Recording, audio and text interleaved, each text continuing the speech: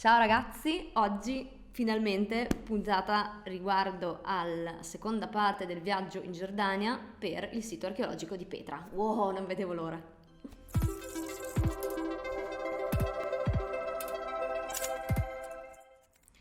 Allora, partiamo dal presupposto che Petra si trova nei dintorni, sì, della città che si chiama Wadi Musa. La città di Wadi Musa è una specie di città arroccata con una specie di abominevole sovraffollamento di alberghi per chiaramente il sito turistico di Petra. Petra è un grande parco archeologico, sì, all'interno del quale c'è il famoso tesoro, che sicuramente avrete tutti quanti visto mille volte, una serie di canyon, diciamo così, che sono quelli che magari compaiono ad esempio in Indiana Jones e cose simili, e poi però ha un'enorme parte, diciamo, nel retro con dei percorsi che vanno in cima ai monti circostanti, che sono veramente stupendi. Quindi quando si va a Petra non è una cosa che, diciamo così, si esaurisce in un attimo, tanto che si può fare il biglietto, che di solito è incluso nel Jordan Pass, che fondamentalmente è un ticket complessivo che serve per il visto e per gli ingressi a Petra, oltre che per altre attrazioni della Giordania. Si può fare quindi il pass per 1, 2 o addirittura 3 giorni, e sinceramente ci sono effettivamente 3 giorni da starci dentro volendo, perché è gigantesco come sito. Vi faccio vedere la piantina perché vi rendiate conto appunto dell'immensità di questo posto, cioè sono camminate che durano 4-6 ore, quindi vuol dire che sono camminate impegnative su scale ripide. Quindi insomma sono cose che vanno un pochino spalmate nel tempo perché diventano abbastanza toste da fare. Ehm, Quando noi siamo arrivati c'era appena stato un'alluvione molto importante che aveva costretto all'evacuazione del sito. Io non oso immaginare come possa essere trovarsi dentro Petra e essere evacuati perché si crea un fiume d'acqua e di fango all'interno del canyon. Quindi, cioè, e poi avendo visto il resto di Petra, io non oso immaginare quando tu sei in cima a un monte che viene un'alluvione, cioè è veramente una cosa da, direi, aver paura. Comunque va bene, noi fortunatamente siamo andati un paio di giorni dopo che era successa questa catastrofe, che per fortuna non credo che abbia avuto conseguenze troppo importanti, però ancora c'era un po' d'acqua in giro, c'era un po' di fango, diciamo che la situazione del primo giorno che abbiamo fatto a Petra non era ancora ottimale. Comunque chiaramente la prima cosa che si fa dopo quella mezz'ora, 40 minuti di camminata all'interno del canyon è arrivare al tesoro. Il tesoro chiaramente, insomma, la facciata nabatea è assolutamente piena di fascino, come potete vedere, e il peccato è che è ovviamente tutto pieno di turisti e va bene, il problema è che è tutto pieno di beduini che cercano continuamente di venderti qualcosa, di chiederti se vuoi andare a fare il giro nel posto tale per avere la visuale talaltra. Insomma, è veramente una situazione un po' pressante, un po' troppo, a mio avviso un po' fastidiosa.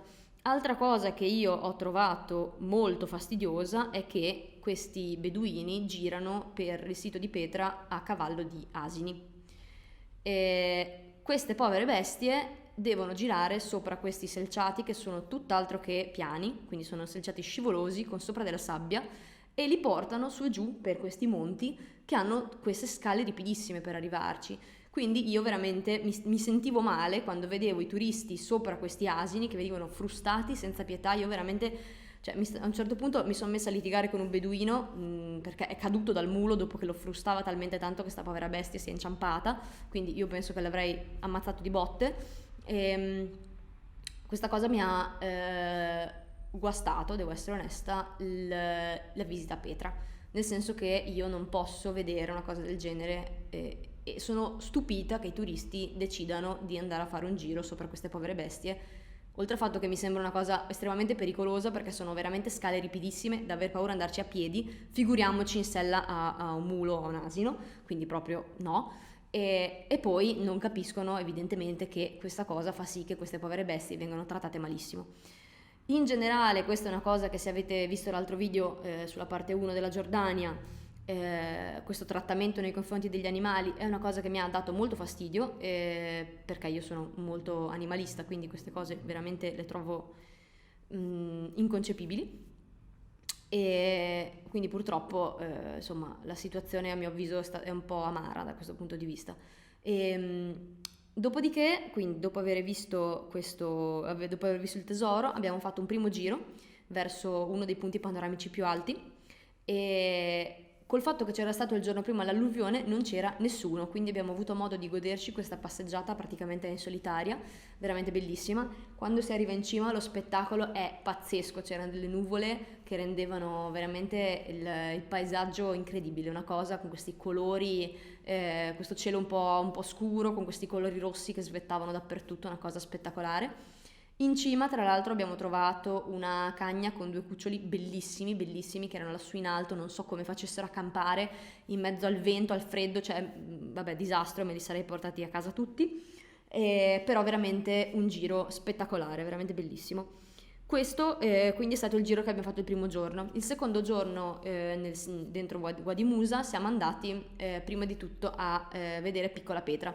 Piccola Petra è una specie di dépendance di Petra normale ed è un posto molto meno gettonato chiaramente, però poverina onestamente anche lei riserva a mio avviso dei lati positivi, nel senso che ha i suoi pezzettini di facciate in abate qua e là e poi ha un bel passaggio per arrivare a una specie di sito panoramico anche lì. E volendo lungo tutti questi sentieri ci sono sempre beduini che vendono souvenir, che ti fanno bere il tè se vuoi, caffè, robe eccetera. E quindi abbiamo fatto questo veloce giro a Piccola Petra, abbiamo fatto qualche scatto di qualche gola, qualche punto particolare. Anche qui i gatti come se piovesse ovunque, tra l'altro poverini hanno tutti un carattere veramente stupendo, quindi cioè venire via da Petra è stata una roba da straziare il cuore perché me li sarei portati a casa tutti. Disastro.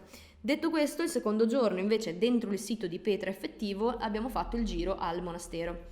Anche qua un giro veramente lungo, veramente tosto. Arrivati in cima c'è anche lì una bellissima visuale, c'è quest'altra grande facciata che io non so come abbiano fatto a costruire in un posto talmente inaccessibile, cioè veramente è veramente una strada che bisogna essere un po' abituati a camminare e avere delle scarpe adatte perché obiettivamente non si sta parlando di sentieri proprio facili subito. Quindi una cosa un po' impegnativa, si arriva la sera che si è veramente stesi, però molto bello. Tra l'altro anche qua durante questa giornata ci siamo fermati perché abbiamo beccato un momento di sole, quindi ci siamo fermati a prendere un po' di sole, a bere un tè e un caffè.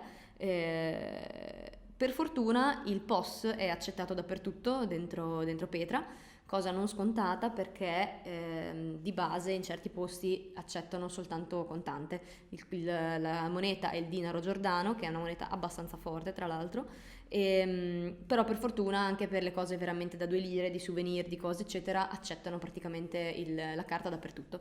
Quindi fantastico e Petra sicuramente è un bellissimo posto, devo dire la verità. Se ci andate prendetevi il tempo per vederla con calma proprio perché è abbastanza impegnativa insomma da visitare e sicuramente d'estate deve essere un caldo da svenire. Noi siamo andati nel periodo di Natale, quindi quando era brutto tempo era freddo, era obiettivamente freddo, diciamo che una mezza stagione sicuramente è la perfezione a livello di clima e anche a livello di turismo, perché comunque di gente a Natale ce n'era abbastanza. Detto questo, spero che questi scatti di Petra vi siano piaciuti, io veramente sono tutti scenari di cui ancora non mi capacito, quindi per fortuna che ho le foto perché ogni tanto mi viene il dubbio ma ci sono stata veramente, quindi insomma veramente cose bellissime e spero che questo video vi sia piaciuto e ci vediamo all'ultima puntata riguardo alla Giordania. Ciao!